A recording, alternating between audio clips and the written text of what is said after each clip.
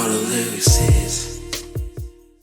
Welcome back to the Corporate Culture Protest, where we say out loud what most workplaces will not. I'm your host, Arika, wellness advocate and workplace realist, a firm believer that your job should not steal your peace.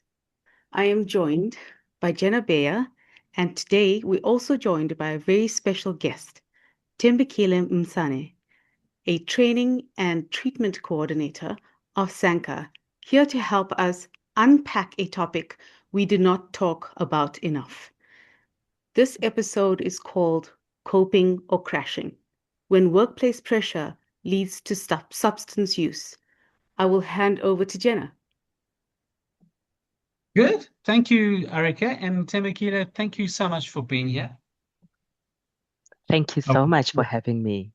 good. Welcome to the show. So, I have personally been involved with employee wellness for many years, and substance abuse, whether it's cigarette smoking, alcohol, drugs, has been commonplace throughout. So, to get the ball rolling in terms of your role at Sanka and from your role and experience generally, how does workplace stress quietly drive people towards substance abuse? And why do people generally not pick up the signs that it's gotten to that point? How does it get to that point? Yes, thank you so much. And, I'd like to greet all your listeners as well. Thank you for the opportunity. And yes, as a Sanka, overall as a group, as we are across the country in all 9 provinces, we do a lot of employee health and wellness in terms of bringing forth the education around workplace interventions that most of the employers should be out on the lookout. So normally where it all begins is where the work pressures are actually extremely high. We have seen a skyrocketing increase post COVID as well, where people are not able to have what I always say to most of my patients, balance. In each and everything that you need to do, you need to be able to balance psychologically, emotionally, physically, financially, all the alleys. One needs to be able to find a balance and strike that kind of a balance to be able to work for you. We also see a lot of in the workplace where deadlines are also one of the key contributing factors that could lead other people to substance or alcohol use disorders. And also the other thing is life in general stresses. We have seen that a lot of people are now becoming with burnout, or they're having chronic fatigue that links to them working nonstop. And we even sometimes use the terminology to say that they are workaholics.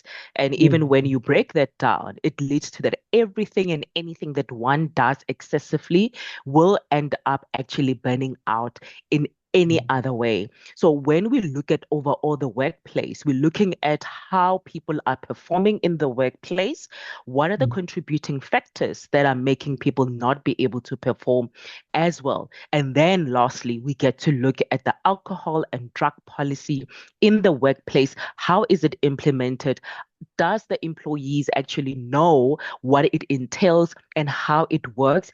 And actually, in terms of the wellness, where do they go? What intrigues me, Tembi, is you first mentioning how it spiked post-COVID. So Correct. my question to you is, what, as an organization and yourself, what could you put that down to? Why post-COVID? And also, along with that, what has been the substance of choice post-COVID that's been used the most? So why has it spiked so heavily post-COVID? And what's been the kind of substance of choice?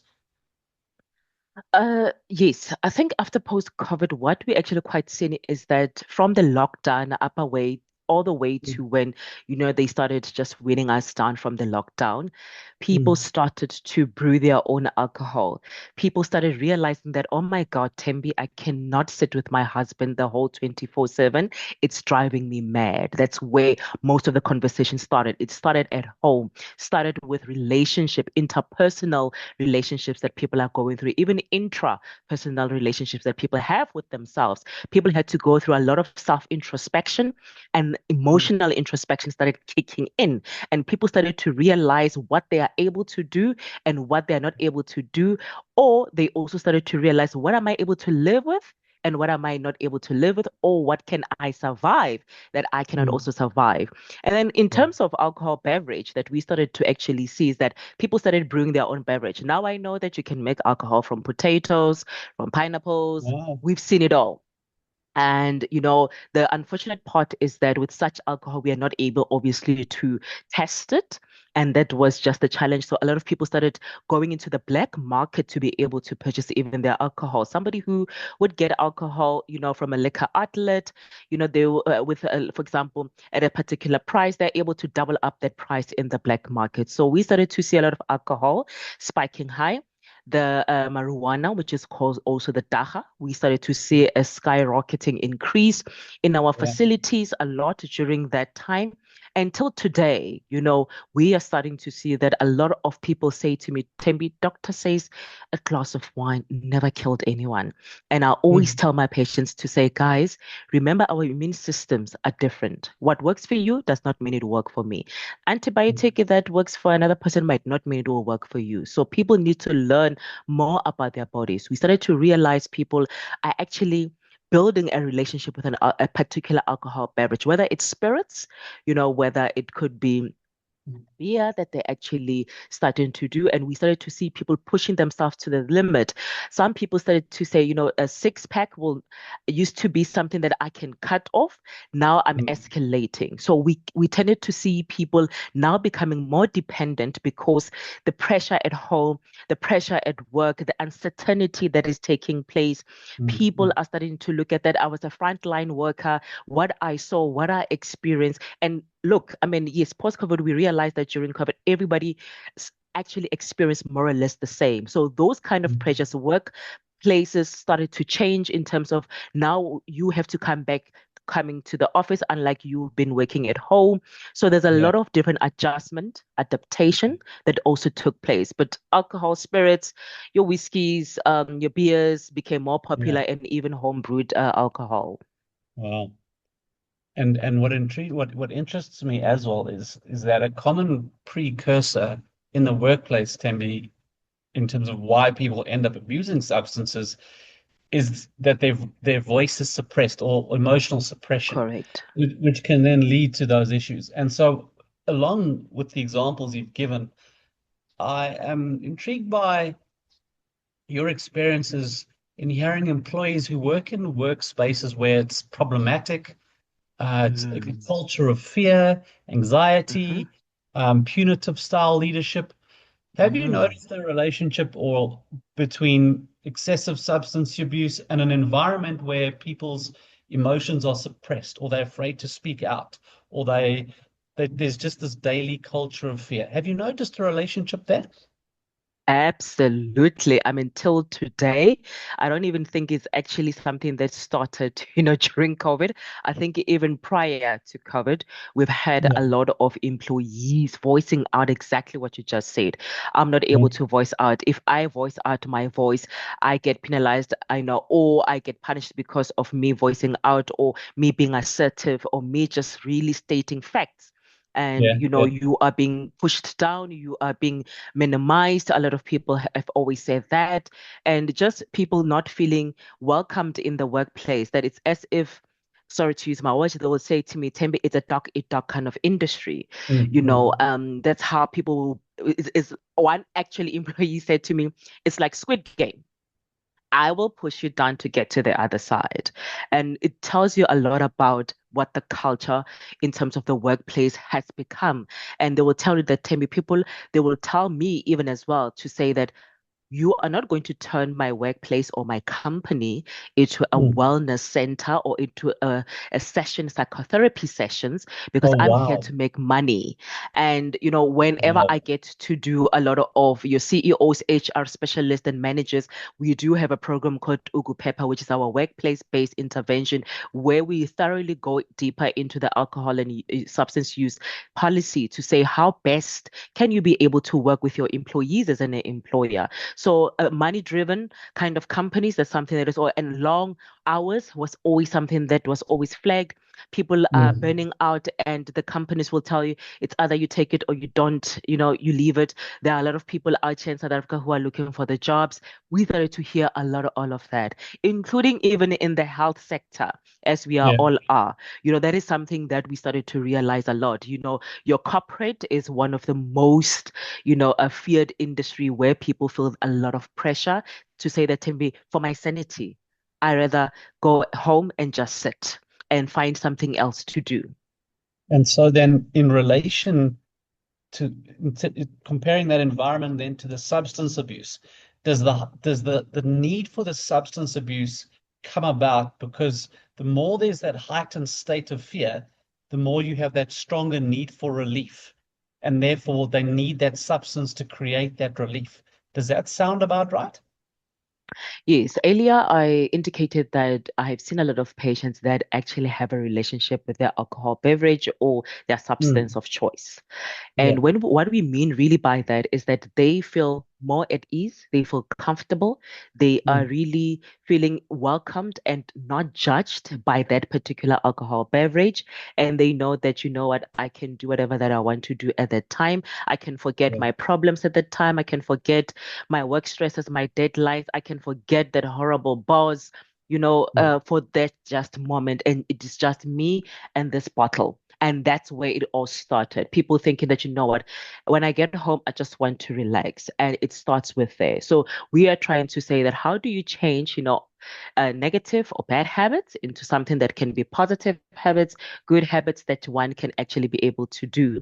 If you are being stressed at workplace, what can we do? We look at the whole structure of a company to say, what kind of wellness programs do they have? And we actually also get to see that a lot of people also fear to be able to actually come into the workplace and ask for help from the EAP practitioners or the wellness center within the company because they are afraid that, what, this is going to be used against me. Yeah. So Yeah. they started to build that relationship, outside work. We are just work colleagues, and that's it. When I go left, you go right, that's it. Even if I see you at the shops, I'm not gonna greet you. It has started to develop in that antisocial kind of relationships that we see with a lot of people. And one thing that we've picked up also in the workplace is that most of the time when you hear most of the patients explain how they prefer or describe their bosses or their managers, narcissistic personality, it's coming out a lot. Yeah. And So that is something that really we are seeing, that the reason people build relationship with the alcohol is because they feel that I'm not going to be judged. Jenna, this is just going to be me. I'm not going to stress out for a few minutes. It's still going to be there. Then we start to work with them where they are, where we introduce what we call the different stages of change. And then I work with each and every individual from wherever stages of change where they are at. Wow. And Tembi, the thing that happens here from a personal experience is, as a psychologist, is that escape then becomes easier than expression. So Correct. when suppression then becomes a habit, it becomes more and more difficult for people to identify their feelings. So Yes. then you get caught in this reinforcement loop where temporary relief strengthens the habit, and then over time you then become reliant on the substance. So you get caught in this loop. And that's what I've seen a lot in terms of workplace culture, is just getting caught in that loop where the education on knowing how to share your experiences becomes forgotten, or just sharing your emotions, Yes. because that's not safe. Can you relate to that in terms of what you've seen? Absolutely. I mean, people remember with the alcohol or substance use, the people become dependent on this particular thing. Their body builds tolerance, Yeah. and then in the workplace space, like you say, people don't feel safe. Even if we were to say, let's do a debriefing kind of session, you realize that a lot of managers are very cold, just for a lack of a better word. They do not want to be able to engage in terms of what everybody is actually feeling in the workplace or the atmosphere in the workplace, or to just be able to read the room, what is happening in the workplace in terms of what the culture has turned out to be. A culture that was at first warm, now it's actually quite cold. It's freezing in the workplace. And we've seen that a lot in terms of most of the people that will come in through for some wellness treatment as well, because we do have centers where not just only where we focus on alcohol and substance, but there are other, patients that would just come through for just a wellness, well-being, their emotional well-being, just that they can be able to work on themselves. And Yeah. the culture, I think, in terms of also companies now, as I said, they are more economic driven more Yeah. than anything else. And And performance also, orientated. Yeah. High performance yes, culture. Yeah. exactly. So Yeah. I think also the stigma is still Yeah. out there in terms of that all employers or managers are the same. And, we're still yet to get to, you still hear one or two managers that are able to reach out unless actually in the workplace they have like we just said, our colleagues, psychologists or social workers, Yeah.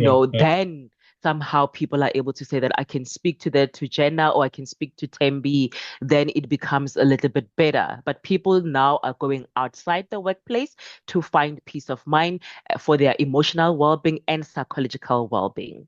Well, that was actually kind of leading towards my next question, where I was thinking to myself, because you've alluded a lot to what Sanka does. So on that, then, from your experience personally, and in terms of your role as Sanka, what have you found works best in terms of substance abuse issues in the workplace? Which methods? Because there's many things we can do. There's EAPs, there's support groups, there's psychoeducation, there's many things. But in terms of what works best, what have you found works best in terms of this specific issue, substance abuse challenges in the workplace? One of the things is the two-way relationship that we need to be able to build, Wow. Okay. from the employer to the employee. Mm, We need to be able to have a mediation between the two where we meet each other. Hence, we most of the time start each and every employer that would approach us, or mm, if we do have a patient that has come through referred by employee or I mean employer or self-referral.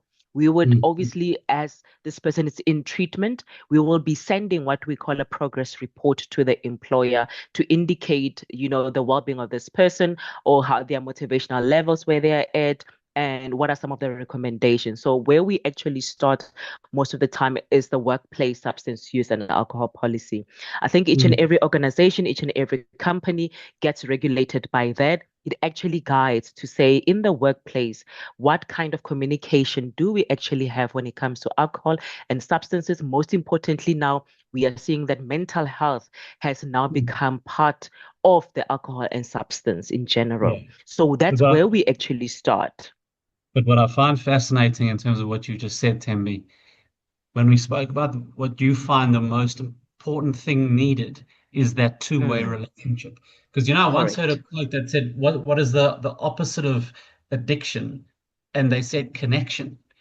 And so, Correct.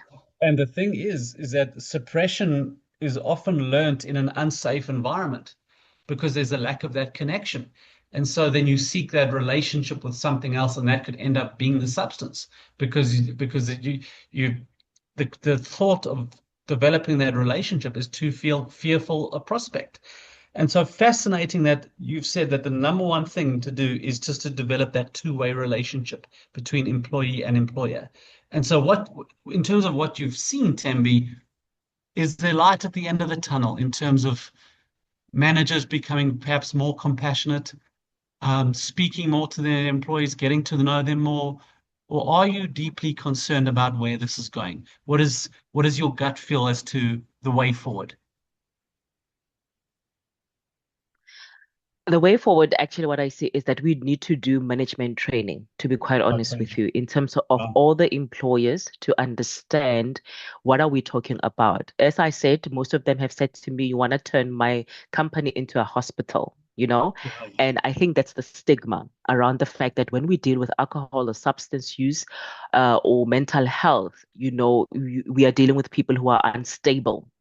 Mm, And mm, I think that stigma needs to be able to be addressed. Hence, we actually promoting manager training, or employee education through workshops where we get to engage with your senior management, and then bridge the gap between, your general staff members in terms of how do we champion and package such programs that could be able to best, have practices in the workplace, to be able to promote that mental health and well-being in the workplace. So I think for me, that is the biggest thing that we're actually quite seeing. Because remember, sometimes people, when they say somebody's got an alcohol or substance, it's like, it's a social issue. You did this to yourself.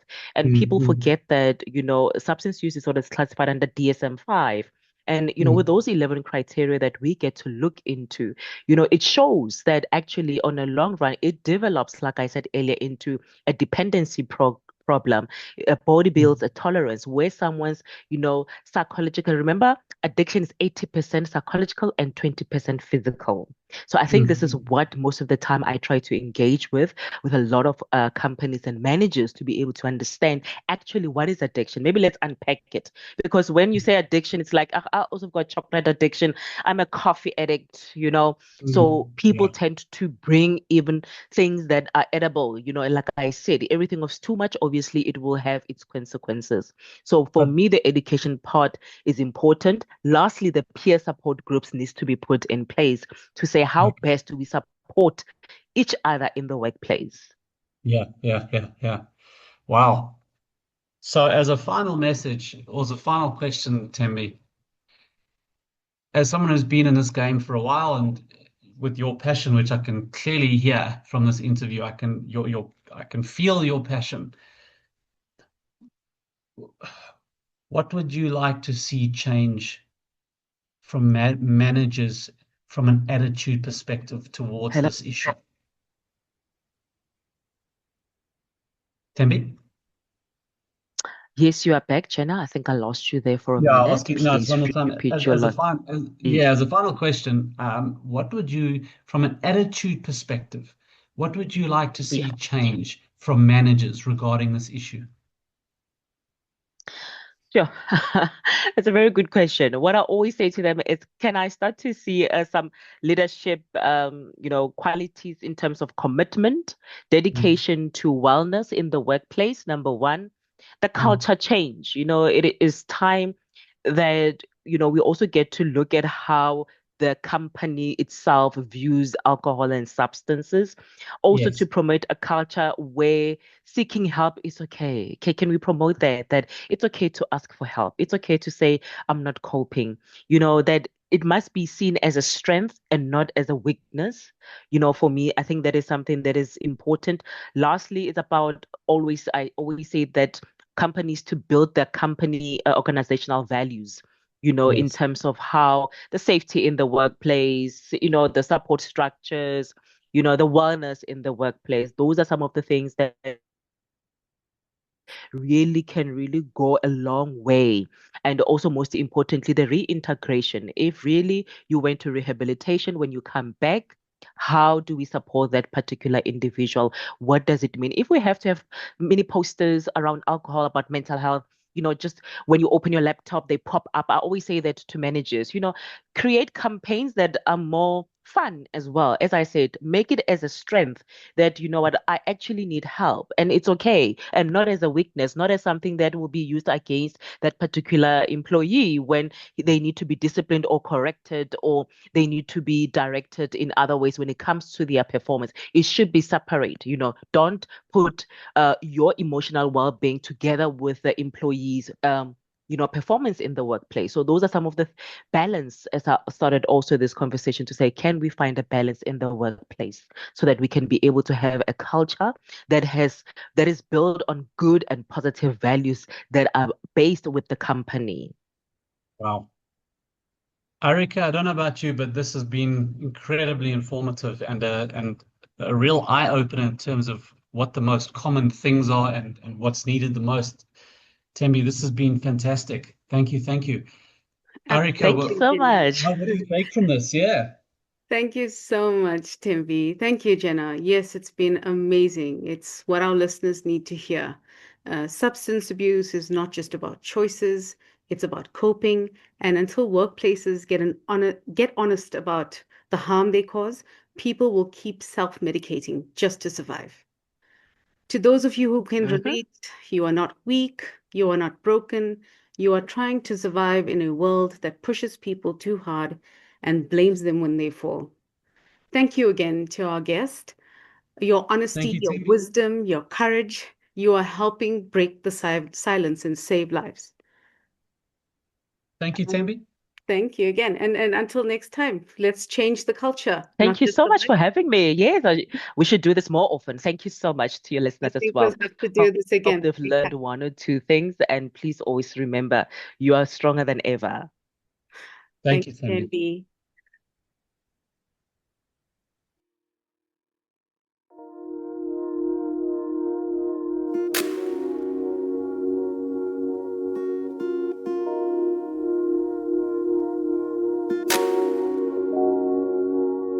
Immortal lyrics is forever will I live.